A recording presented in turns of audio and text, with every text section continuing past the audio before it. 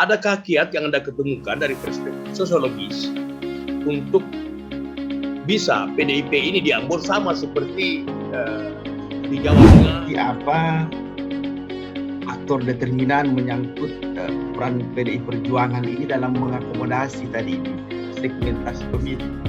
Aspek sosiologinya bagus kan, luar biasa, dan saya sepakat dengan Prof. Andi Agustan. Lihat dan kaji ini dari perspektif administratif. Saya baca proposisi minor 1, 2, dan 3, tidak satu pun proposisi yang berbicara tentang sosiologi organisasi.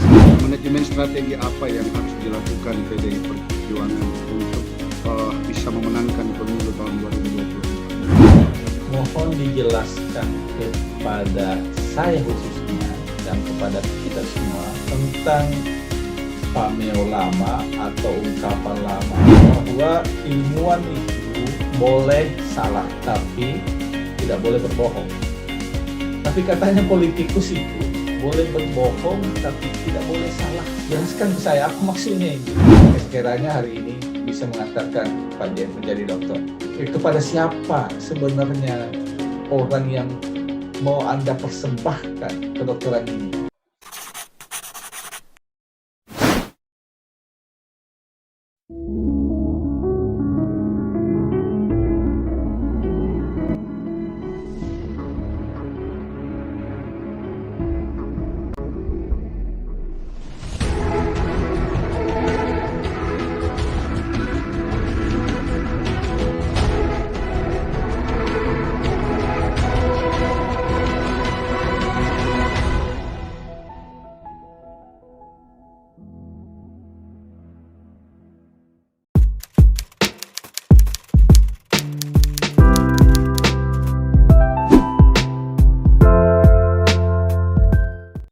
Sekarang kita memasuki pada sesi pertanyaan, sanggahan, dan atau klarifikasi dari tim penguji pada promovendus kita, Bapak Muhammad Jen Latukonsina. Perlu kita tegaskan aturan main sesuai dengan ketentuannya, sesuai dengan galifnya, bahwa setiap penguji dialokasikan waktu maksimal 5 menit. Jadi silahkan berinteraksi, bertanya, menjawab, mengklarifikasi dalam waktu 5 menit. Terkecuali penguji eksternal dapat memanfaatkan waktu lebih dari 5 menit. Dalam ujian ini ada penguji internal, ada penguji eksternal, dan ada pula penguji pembimbing, co-promotor. Kita mengawali kesempatan dan memberi kesempatan pada penguji internal. Penguji internal ini adalah pertama guru besar ilmu sosial atau sosiologi pada Fakultas Ilmu Sosial dan Hukum UNM. Beliau adalah peletakan dasar tentang sosiolog Gunung Sarian. Gitu. Beliau pula adalah telah meletakkan fondasi dasar tentang tata kelola prodi S3 ilmu atau sosiologi. Kita undang dengan hormat memberi kesempatan kepada Bapak Profesor Dr. Andi Agustan MC yang lebih terkenal dan akrab disapa Prof. A. Disilahkan. Andy, terima kasih banyak atas kesempatan ini, saudara Promovendus yang berbahagia karena sudah berada pada tahapan terakhir, para co-promotor, Dewan Penguji, serta para undangan yang ikut berbahagia tentunya. Karena terlalu panjang tadi presentasenya sehingga menimbulkan kekaburan pemahaman. Kekaburan saya untuk menangkap substansi kajian. Intinya yang susah yang tangkap adalah kegelisahan saudara Promovendus melihat pemilih di Ambon atas PDIP itu. Kenapa tidak sama dengan di tempat lain? Kenapa tidak sama di Jakarta yang majemuk, ada dari Islam, ada dari nasional, ada dari Soekarnois, ada dari Marhain, dan seterusnya. Tapi di Ambon itu lebih yang dominan adalah kelompok Protestan. Apa benar seperti itu, Pak Jen? Tolong dijawab. Benar. Nah, pertanyaannya, karena ini tertarik, ini partai yang saya suka. Terus terang saya terbuka dalam bulan ini bahwa partai yang saya pilih sejak dari dulu sampai hari ini. Saya berharap Anda menemukan satu jalan atau kiat untuk menawarkan ke pengurus partai di Ambon. Nah, adakah kiat yang Anda ketemukan dari perspektif sosiologis untuk bisa PDIP ini di Ambon sama seperti di Jawa Tengah, di Jawa Barat, di Jawa Timur? Jangan sama dengan Selatan hampir sama dengan Ambon. Hanya orang-orang tertentu yang memilih PDIP. Adakah kiat yang Anda bisa tawarkan di sini, di ruangan Zoom ini, untuk dalam perspektif sosiologi organisasi seperti di judul Anda, yang bisa Anda tawarkan ke pengurus PDIP Ambon agar bisa sama seperti wilayah-wilayah di daerah Jawa? Silakan. Ya, terima kasih Prof. Maha Guru, Maha Terpelajar. Memang kalau secara real yang saya saksikan dan sebelum penelitian dan setelah saya meneliti, yang dilakukan adalah bagaimana dapat mengakomodasi dari pola rekrutmen, pola pengorganisasian itu, pemilih dan sebagainya, dengan mengakomodasi berbagai pemilih itu, apa itu Islam, nasionalis, Soekarnois, Marhain, dan para pemilih urban kota itu, sehingga kemudian bukan saja dari basis pemilih, tapi elitnya. Nah, itu yang harus dilakukan oleh PDI. Yang saya lihat selama ini, PDIP Kota Ambon, Perjuangan, belum secara serius memperhatikan itu. Adapun mereka mengambil adalah tokoh-tokoh dengan figur-figur elit dengan basis segmentasi pemilih yang tidak terlalu signifikan, dari berbagai modal juga dia minim. Artinya, kalau dalam teori elit itu, bahwa kalau ada elit di situ, maka masa akan terosuperasi mengikuti elit. Ya, itu jawaban dari saya, Prof. Ya, oke. Saya tolong direnungkan, yang terakhir renungkan dan harus dijawab. Ada teori yang Anda tidak ungkap di sini. Kalau Anda menggunakan teori Samuel Huntington tentang persoalan ini, saya yakin Anda menemukan jawabannya. Ya. Samuel Huntington menyatakan politik sampai hari ini itu siapa yang mendapatkan apa dan apa yang didapatkan oleh siapa. Itu aja kupraktekkan di sana, pasti semua orang tertarik. Apalagi di era kompleksitas hari ini, Pak. Terima kasih banyak pimpinan sidang atas kesempatan ini. Saya rasa tidak sampai 5 menit. Wassalamualaikum warahmatullahi wabarakatuh. Terima kasih, Prof. Waalaikumsalam. Luar biasa. Dan intinya ada pada renungan tadi. Ya, ada pada renungan itu tadi. Betul. Juga strategi dan solusi. Nah. Sebenarnya itu adalah tawaran strategi dan solusi yang ditawarkan oleh Prof. AA. Tentang yang diminta direnungkan itu. Yang dimaksud dengan renungkan artinya tidak dijawab di sini, tapi diimplementasikan langsung. Oke, makasih Prof. AA atas kesempatannya. Penguji berikut adalah guru besar pada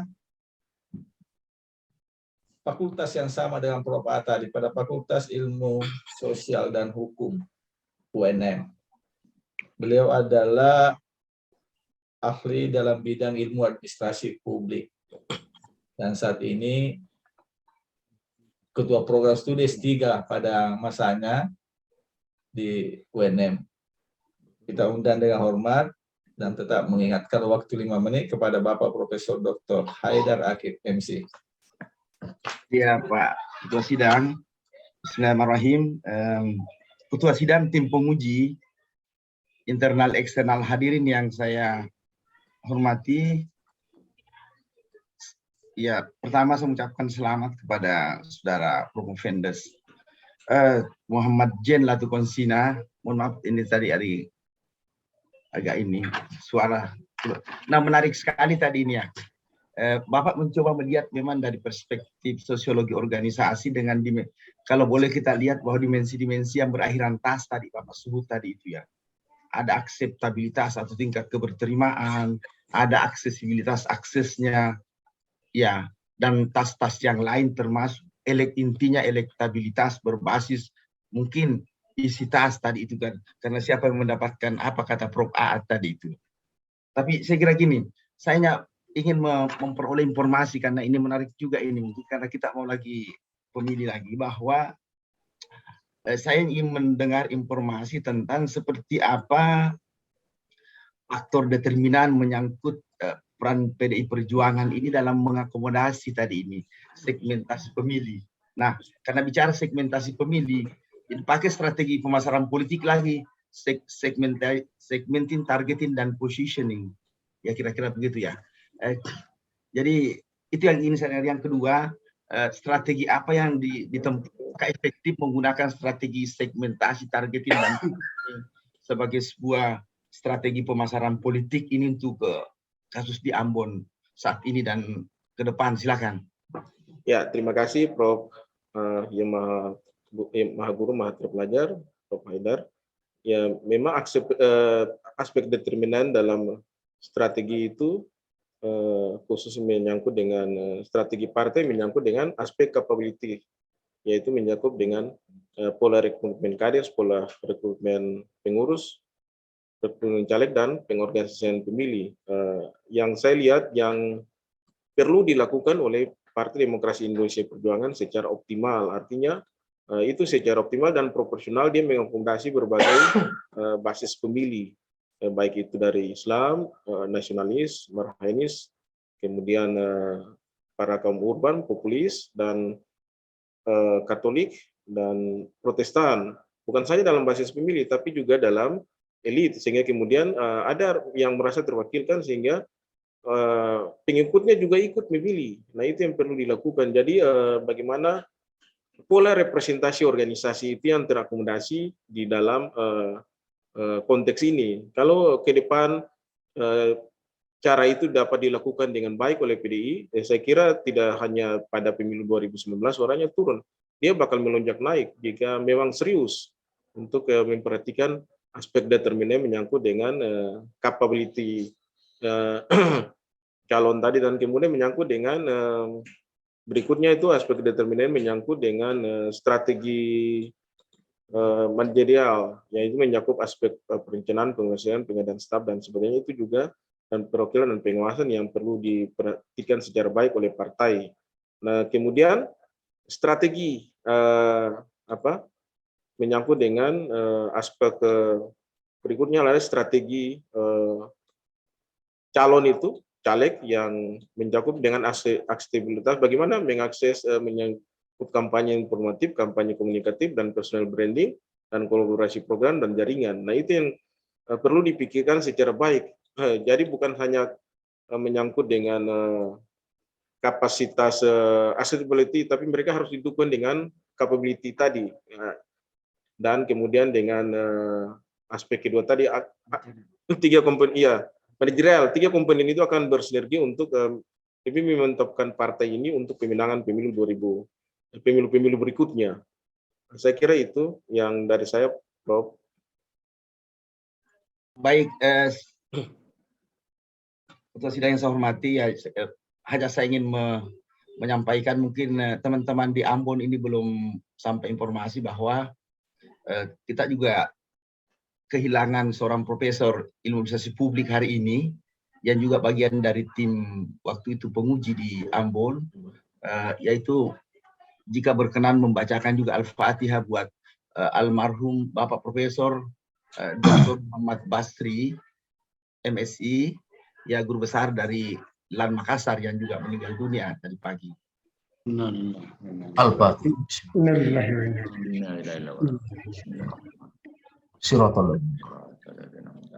Amin. Makasih banyak Ketua Sidang, cukup dari saya. Ya, makasih telah memakai waktu. Saya penguji internal, tapi di akhir saya akan menggunakan kesempatan ini. Ya, ada Ante Guruta, Bapak Profesor Dita Mersi. Ya, mohon perkenan, beliau ini adalah guru besar pada Fakultas Ilmu Sosial dan Hukum, pada Fakultas PISH gitu. Ya, Hukum UNM. Beliau adalah Ketua Program Studi S3 Ilmu Administrasi Publik. tempat di mana Pak Muhammad Jen Datuk Konsina sedang berjuang untuk meraih gelar doktor. Jadi hati-hati dalam pertanyaan ini, karena ini penentu kelihatannya. Dan beliau juga adalah guru besar dalam bidang ilmu administrasi publik. 5 menit untuk Bapak Profesor Dr. Rifdan MC. Disilakan. Terima kasih banyak Pak Wadi Satu, Bapak Associate Profesor Dr. Sulaiman Samad MSI yang telah memberikan kesempatan kepada saya. Ya, langsung saja kepada Profendus, Saudara Muhammad Jen Datuk Konsina. Saya sangat memberikan apresiasi terhadap kemampuan saudara dalam meneliti strategi Partai Demokrasi Indonesia Perjuangan dalam pemenangan pemilu tahun 2014 di Kota Ambon dalam perspektif sosiologi organisasi. Dan saya sudah baca baik temuannya maupun noveltinya. Sekarang saya mau Anda lihat dan kaji ini dari perspektif administrasi publik. Dari aspek sosiologinya bagus sekali, luar biasa. Dan saya sepakat dengan Prof. Andi Agustan.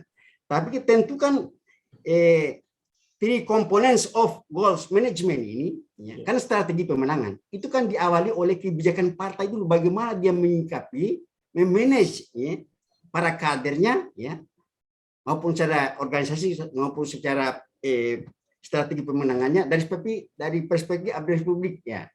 Silakan. Ya, terima kasih yang Maha Guru Maha Terpelajar Prof. Rifdan. Kalau dari sisi administrasi publik itu menyangkut dengan kapabilitas. Ya. Kapabilitas ini kan ranah daripada administrasi publik, bukan lagi daripada ranah daripada sosiologi maupun political science. Ya, kapabilitas ini menyangkut dengan kemampuan. Di situ ada human resource, Ya, human itu resource juga. atau energi. Energi itu kan macam-macam. Nah, itu yang memang menjadi perhatian dari sisi administrasi publik oleh partai untuk kemudian mengakomodasi berbagai pola-pola itu dalam perspektif administrasi publik itu. Dan kemudian menyangkut dengan yang satu lagi menyangkut dengan sisi manajerial. Manajerial ini kan kita bicara kalau dalam pertanyaan penelitian kedua itu dia sudah mengenal kepada fungsi organisasi yang merupakan bagian dari manajemen.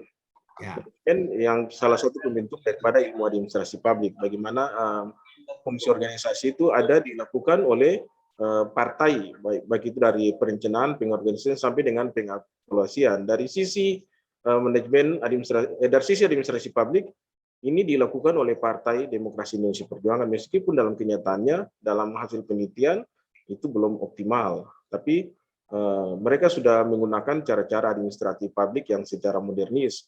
Kemudian menyangkut dengan aksesibilitas. Aksesibilitas itu adalah kemampuan mengakses yang saya lihat juga dari sisi administrasi publik, yaitu menyangkut dengan penggunaan media kampanye komunikatif sampai dengan personal branding dan sehingga kemudian berdampak kepada kepercayaan. Nah, saya kira itu ya dari sisi administrasi publik yang memang jauh daripada ranah sosiologi organisasi maupun political science. Demikian, Prof. Ya, nanti tetap dibungkus dengan, kan ini sama dengan penataannya dan manajemen. Jadi tata kelola oleh PDIP dalam rangka pemenang pemilu. Jadi nanti ada semacam penegasan dari saudara bahwa dari segi administrasi publik begini ya. Kalau dari segi sosiologi organisasinya ada masalah, sudah bagus. Cuma nanti dibungkus dengan, karena Bapak mau doktor administrasi publik, maka dari segi administrasi publik, maka begini ya. Iya. Ada catatan saya juga nanti. Oke, mantap. Makasih, Prof. Ya, makasih banyak Pak Wadi Satu. Selesai. Ya, terima kasih. Ya, makasih Bapak Profesor Dr. Rifdan MC. Selanjutnya adalah penguji eksternal. Beliau adalah dosen Fakultas Ilmu Sosial dan Ilmu Politik Universitas Hasanuddin. Yang saat ini beliau diamanati untuk mengembang dalam hal direktur PPS pada tempat yang lain, pada Institut Ilmu Sosial dan Ilmu Politik YAPIS di Biak, kalau tidak salah. Dengan segala hormat, mohon perkenan Bapak Dr. Muhammad Rusdi, MS. Di Ya. Terima kasih Prof. Samad, Sulaiman Samad. Insya Allah Prof. Ya, Prof. Sulaiman Samad. Terima kasih tim promotor, KPS, dan juga para penguji internal. Dan juga salam untuk seluruh peserta pada sore hari. Saya lihat ada Pak Dr. Elake Nathaniel, peserta ini. Pak Elake ya. Saudara Jen sebagai calon Promovendus, saya tidak tahu sudah calon doktor keberapa di UNM ini ya, khususnya di Prodi Administrasi Publik. Sepertinya sudah terlalu banyak doktor pakar di UNM ya, Administrasi Publik. Saudara Jen, sebagai pemanasan barangkali, coba Pak Jen sebagai calon doktor menjelaskan apa makna perspektif di dalam judul penelitian saudara itu. Silakan Pak Jen. Maksud saya Pak Jen, apakah perspektif ini maksudnya teori atau pendekatan atau apa? Teori, bukan teori tapi pendekatan yang terkait dengan perspektif sosiologi organisasi. Memang sebagian besar, garis besarnya adalah administrasi publik, tapi bersentuhan dengan sosiologi organisasi. Oke, sebagai pendekatan ya, approaching ya, pendekatan. Iya, approach. Apa beda pendekatan dengan teori ini? Sebenarnya kuliah dasar ya, tapi tidak apa-apalah untuk meningkatkan kapasitas promosi Anda pada hari ini. Apa beda pendekatan dan teori? Ya, kalau teori itu adalah sesuatu yang sudah terbukti melalui riset yang mendalam, sedangkan pendekatan itu adalah bagian dari suatu metode. Suatu metode adalah suatu cara yang memang secara ilmiah juga sudah terbukti melalui hasil riset yang komprehensif. Ya, oke, kita lanjut Pak Jen ya.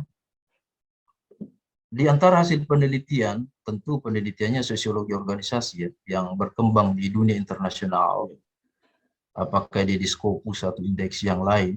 Ini dengan hasil penelitian Pak Jen hari ini, kira-kira apa perbedaannya yang signifikan bisa dilihat? Ada perbedaan ya. Boleh diungkap Pak Jen? Ya, ada perbedaan bahwa memang ini bicara tentang organisasi dalam konteks administrasi publik. Kalau dalam sosiologi organisasi, karena memang yang saya petik menulis dari pemikiran-pemikiran ilmuwan sosial, sosiologi organisasi kan berbicara tentang organisasi, relasi-relasi antara atasan dan bawahan, kemudian menyangkut dengan peran, ada in-group dan out-group. Memang ini ada sedikit berbeda, tidak secara murni merupakan sosiologi organisasi, tapi dia alkulturasi dengan disiplin ilmu sosiologi administrasi publik. Demikian. Mungkin bisa dijelaskan satu nama researcher atau peneliti yang internasional bisa dibandingkan dengan hasil penelitian Pak Jen hari satu saja, supaya ada perbandingan. Oh, ini pandangan Pak Jen hasil risetnya, kemudian pakar yang lalu sudah menemukan sosiologi organisasi. Kira-kira apa bedanya itu? Satu saja ya.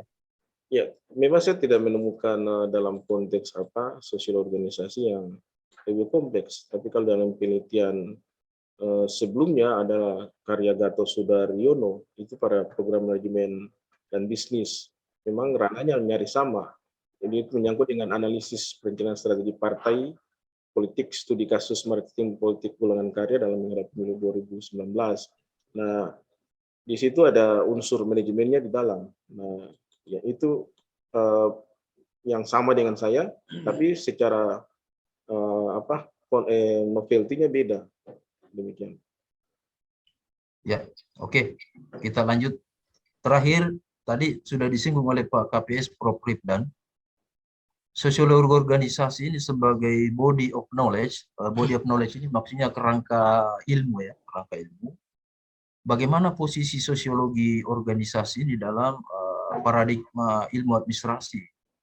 Sebab Pak Jen ini kan sebentar ini dinobatkan sebagai pakar administrasi publik. Tentu bukan pakar sosiologi ya, tapi pakar administrasi publik. Sehingga posisi sosiologi organisasi ini mesti ditempatkan di dalam ranah pertumbuhan teori. Nah, sekarang pertanyaannya, sosiologi organisasi ini di dalam perkembangan paradigma dia ada di mana disinggung oleh para pakar? Silakan Pak Jen. Ya, terima kasih.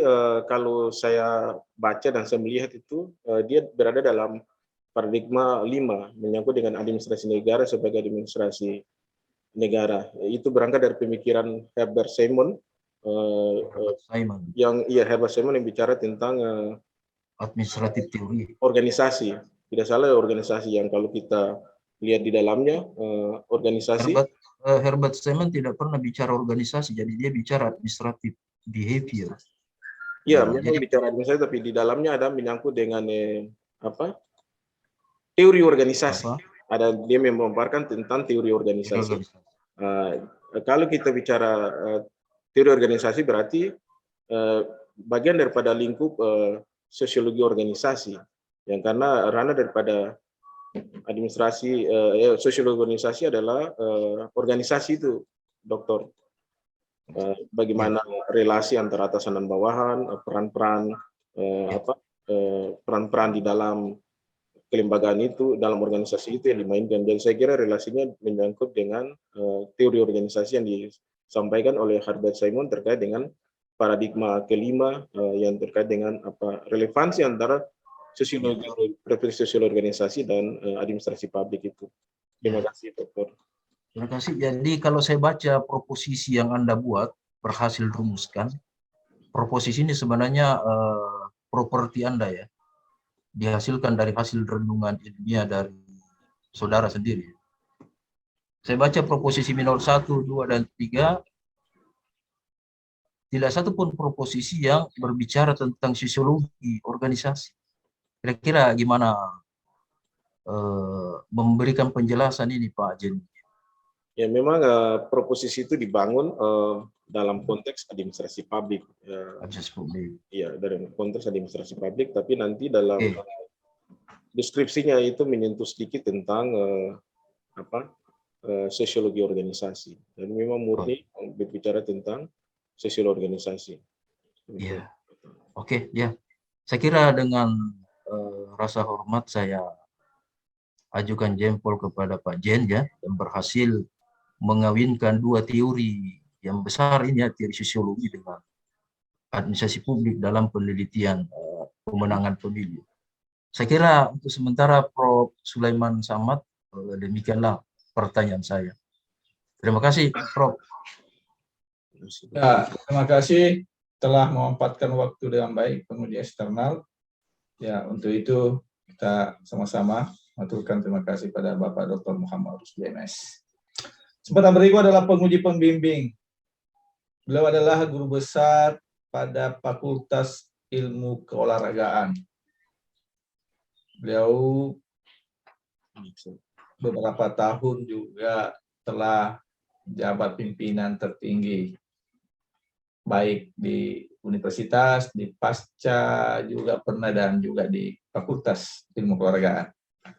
Kita undang dengan hormat untuk memanfaatkan waktu yang dialokasikan 5 menit kepada Bapak Profesor Dr. Andi Ihsan, Magister Kesehatan.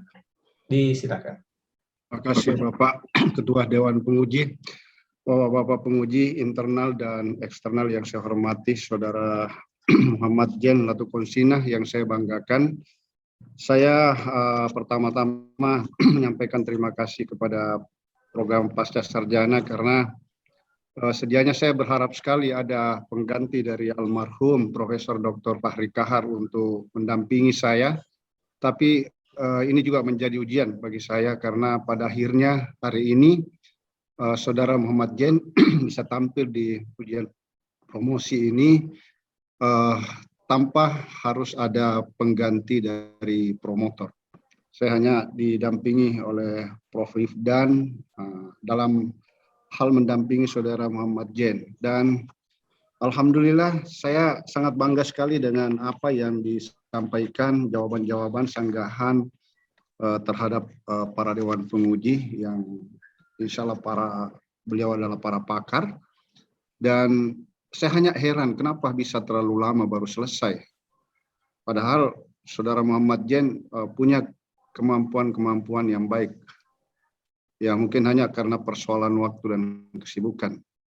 Hari ini saya ingin bertanya kepada saudara, meskipun selama ini sudah banyak sekali komunikasi dan saya juga sangat ragu-ragu kemudian karena sepertinya tunggal ini mendampingi saudara Muhammad Jen sampai pada ujian promosi ini, di mana latar belakang saya bukan di sini. Tahun 2014 PDI Perjuangan itu di Ambon memperoleh suara yang lumayan bagus. Kalau tidak salah tadi katanya 2019 ada penurunan ya. Iya. Nah, ini menjelang 2024 ini kita berharap bahwa apalagi Pak Jen, PDI ini Perjuangan ini harus bisa memenangkan lagi, memperoleh suara banyak di pemilu yang akan datang. Terkait dengan hasil riset yang Anda lakukan, saya ingin mendengar dan mungkin juga teman-teman penguji dan juga para hadirin yang kurang lebih 90 orang yang hadir ini, strategi atau manajemen strategi apa yang harus dilakukan PDI Perjuangan untuk bisa memenangkan pemilu tahun 2024. Karena 2014 yang lalu sudah lewat. Kita berharap 2024 ini ada sumbangsi pikiran dari calon dokter. Silakan. Ya, saya kira manajemen strategi PDI untuk bisa signifikan suaranya pada pemilu-pemilu berikutnya menyangkut dengan organisasi itu yang harus direalisasikan secara baik itu dari perencanaan, kemudian pengawasan, inovasi, keterwakilan sampai dengan evaluasi itu. Nah, pada pemilu yang lalu itu mereka belum melakukan dengan baik. Paling tidak harus lebih dimaksimalkan dengan memperhatikan kapasitas intelektual maupun berbagai kapasitas-kapasitas yang lainnya, sehingga kemudian mampu bersinergi untuk pemenangan pemilu pada pemilu-pemilu berikutnya. Nah, bagaimana, ada memang kenapa yang pertanyaan menggelitik bahwa kenapa 2019 turun, karena memang itu bukan ranah saya, tapi saya melihat ada konflik internal. Konflik internal itu yang kemudian berdampak kepada dari sisi manajemen strategi organisasi PDI untuk pemilu 2019 itu yang kemudian tidak termantapkan, tersinergiskan yang baik untuk bisa sukses. Nah, itu yang harus diperbaiki, direform, sehingga kemudian sisi manajemen organisasi baik itu dari sisi perencanaan, pelaksanaan, inovatif, perwakilan, dan evaluasi itu diperbaiki dengan mensinergiskan berbagai kekuatan dan berbagai energi atau modal itu untuk pemenangan pemilu pemilu berikutnya di PDIP dengan mengakomodasi berbagai elit maupun massa yang lebih representatif, tidak kemudian sektarian. Saya kira demikian dari saya, Pak Prof. Ya, saya kira cukup saya, Pak Ketua Sidang. Terima kasih atas waktunya. Saya kembalikan. Ya, terima kasih pada Bapak Profesor Dr. Andi Ihsan MPes telah memanfaatkan waktu. Saya juga sebagai penguji internal memanfaatkan waktu di sini terakhir. Saudara Promopendus, mohon dijelaskan kepada saya khususnya dan kepada kita semua tentang pameo lama atau ungkapan lama atau apa yang saya kutipkan seperti ini. Mohon apa maksud pernyataan ini? Bahwa ilmuwan itu boleh salah, tapi tidak boleh berbohong. Ini ada ungkapan orang yang di mana sering kita dengar itu ya. Tapi katanya politikus itu boleh berbohong tapi tidak boleh salah. Jelaskan ke saya apa maksudnya ini. Ya. Silakan Pak Jen. Terima kasih, Prof. Ya, memang ilmuwan tidak boleh salah, artinya dalam tutur kata maupun tindakan dalam penelitiannya. Dan dia memang tidak perlu. Enggak, saya ulangi, ilmuwan itu boleh salah, tapi tidak boleh berbohong. Iya, iya, iya. Nah, tapi kalau politikus, katanya politikus itu boleh berbohong, tapi tidak boleh salah. Ya, gitu, silakan. Ya, memang ilmuwan boleh salah karena memang ilmu itu dia mengalami dinamika, dia tidak stagnan, dia bisa mengalami falsifikasi. Tapi dia tidak bisa berbohong karena menyangkut dengan integritas selaku ilmuwan. Sedangkan politikus untuk mencapai tujuannya dia terpaksa harus berbohong. Namun dia harus benar, artinya dia harus mengukur ketercapaian politiknya itu dengan baik, meskipun dia harus berbohong. Demikian dari saya. Oh, gitu ya.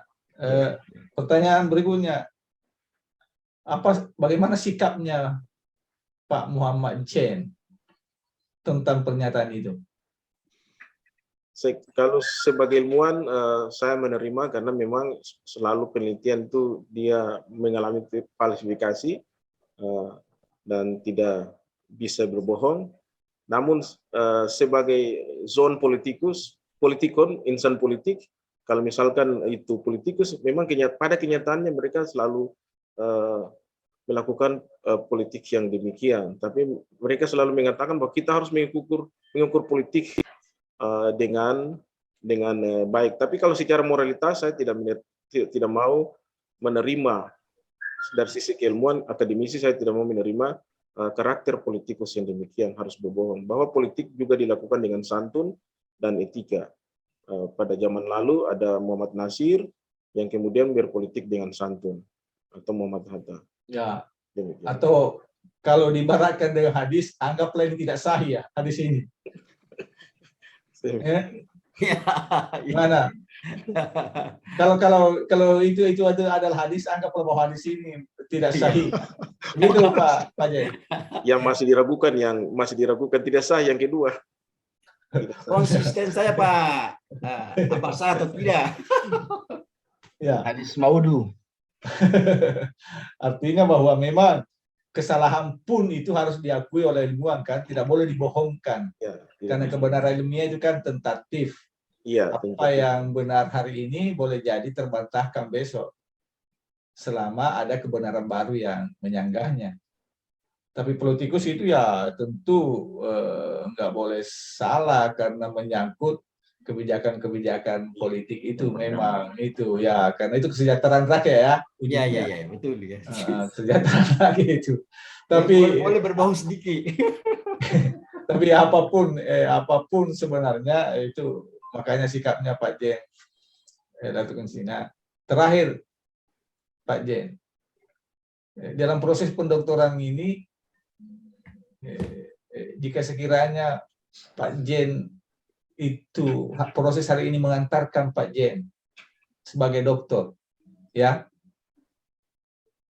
kepada siapa sebenarnya orang yang mau Anda persembahkan kedokteran ini? Jika sekiranya hari ini bisa mengantarkan Pak Jen menjadi dokter. Silakan. Yang pertama, kepada kedua orang tua saya, almarhum kedua ibu daripada istri saya, dan yang khusus saya persembahkan juga kepada istri saya tercinta, Masya Allah. Talauhu, dan kedua putri saya, Nurul Aliza Zelandia dan Nurul Mariskova Irlandia. Mereka yang punya dedikasi, tak henti-hentinya, baik itu dari support dan doa, sehingga saya bisa sukses seperti ini. Ada kadang-kadang putus asa, tapi kemudian diingatkan untuk selesai. Saya kira demikian dari saya. Ya, atau bahkan kadang-kadang hak-hak mereka terampas ya. Terampas dengan proses penyelesaian studi ini. Iya, seperti itu. Oke, terima kasih. Agar kami bisa mengambil keputusan, singkatlah kami jeda sebentar ya. Oleh karena itu, skorsing sidang saya mulai dari sekarang. Assalamualaikum warahmatullahi wabarakatuh. Waalaikumsalam Waalaikumsalam warahmatullahi warahmatullahi wabarakatuh.